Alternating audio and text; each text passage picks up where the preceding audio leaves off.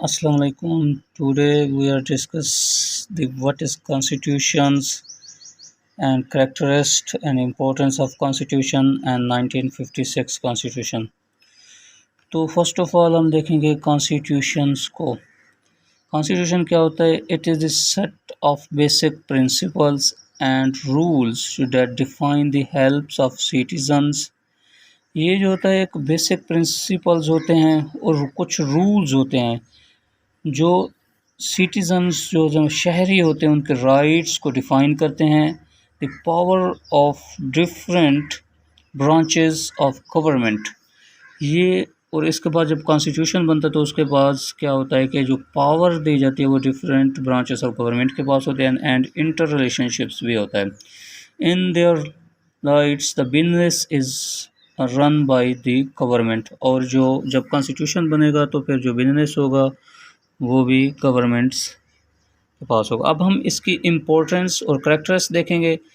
Number 1 है जो constitution is a fundamental importance to country. अब कोई भी कंट्री हो तो उसके लिए कॉन्स्टिट्यूशन एक फंडामेंटल होता है, और विदाउट कॉन्स्टिट्यूशन तो कंट्री इज़ लाइक अ जंगल।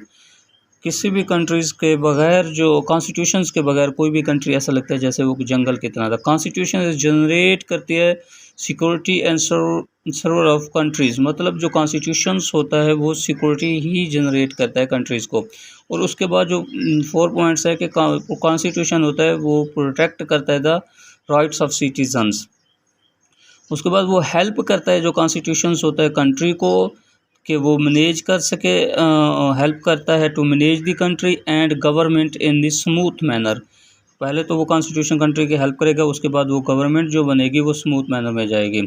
और constitution is the proof of independence Nations. जो पहली तो बात ये होगी जो कॉन्स्टिट्यूशन होगा ये प्रूव होगा इंडिपेंडेंस नेशंस का and the manifestations of the inspirations. उसके बाद हम देखेंगे कि भी जो कॉन्स्टिट्यूशंस हैं पाकिस्तान में तो 3 कॉन्स्टिट्यूशन है, एक 1956, 1962 एंड 1973। ये 3 कॉन्स्टिट्यूशन थे पाकिस्तान में। आज हम उसका फर्स्ट कॉन्स्टिट्यूशन देखेंगे, वो है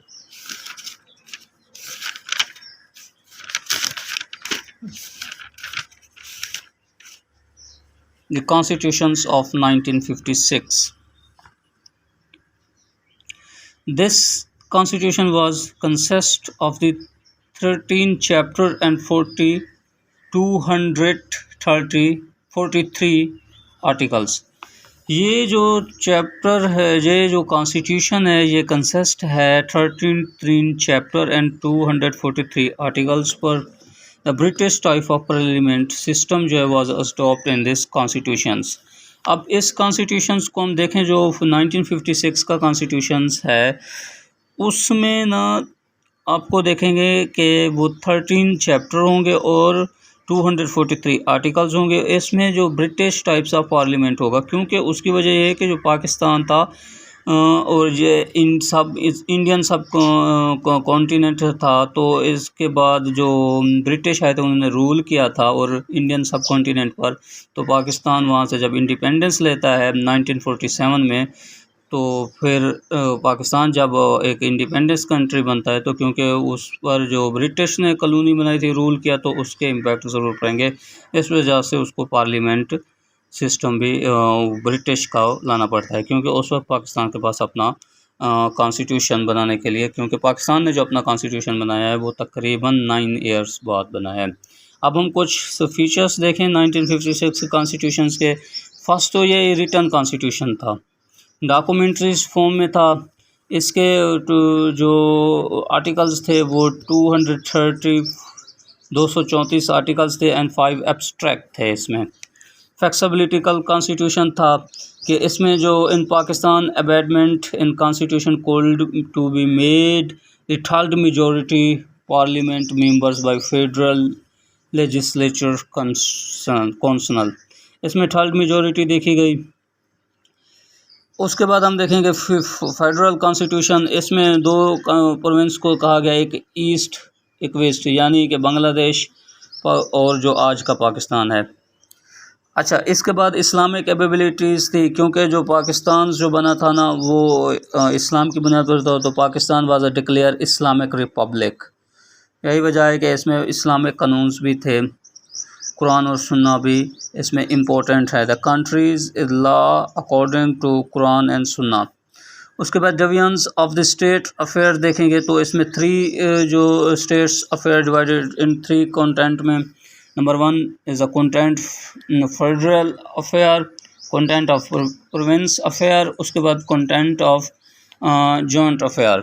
उसके बाद पार्लियामेंट सिस्टम ऑफ गवर्नमेंट देखेंगे। इसमें जो था अकॉर्डिंग टू दिस कॉन्स्टिट्यूशंस के मुताबिक इसमें जो पार्लियामेंट थी वो डेमोक्रेसी थी, क्योंकि जो मिनार्कीस का या बादशाही निज़ाम था उसको इसमें नहीं कहा गया, या प्रेसिडेंट सिस्टम जो है वो 1962 के कॉन्स्टिट्यूशन में था, इसमें नहीं है, क्योंकि ये 1956 का जो कॉन्स्टिट्यूशन है पूरा डेमोक्रेसी पर था। बेसिक राइट्स की बात की गई थी। बेसिक राइट्स इन 1956 में यही था कि जो हमारे सिटीजन्स वहाँ होंगे हम उनके प्रोटेक्शंस करेंगे, हर किसी को फ्रीडम ऑफ स्पीच मिलेगी, एक्सप्रेशन मिलेगी, फ्रीडम ऑफ फेथ होगा, उसके बाद रेस होगी, कलर, ये सब जो चीज़ें थी ना, base of the cost, place, ये सारे rights, king of properties, rights of life style, impurities, ये जितने भी इंसान के पर्सनैलिटीज़ में जो चीज़ें होती हैं उन सब का इसमें बेसिक राइट्स की भी बात की गई कि सबको एक इंडिपेंडेंस होगी। लीडिंग प्रिंसिपल पॉलिसी बनाई गई थी इस कॉन्स्टिट्यूशंस में। उसके बाद हम देखेंगे कि एक इम्पोर्टेंट चीज़ थी वो इंडिपेंडेंस ऑफ जुडिशरी भी कहा गया था कि जो भी 1956 का कॉन्स्टिट्यूशन होगा वाज गिवन बाय इंडिपेंडेंस। अच्छा, जुडिशरी को इंडिपेंडेंस होगी, यानी कि the supreme court and high court had a full powers to the raises the legal process and protection of constitutions. अच्छा, उसके बाद 2 नेशनल लैंग्वेज थी, इसमें एक बंगाली लैंग्वेज और उर्दू को एज अ नेशनल लैंग्वेज भी कंसीडर किया गया था। आई होप कि आपको लेक्चर समझ आया होगा, और बाकी जो मेरे चैनल को सब्सक्राइब भी कर दें। Thank you.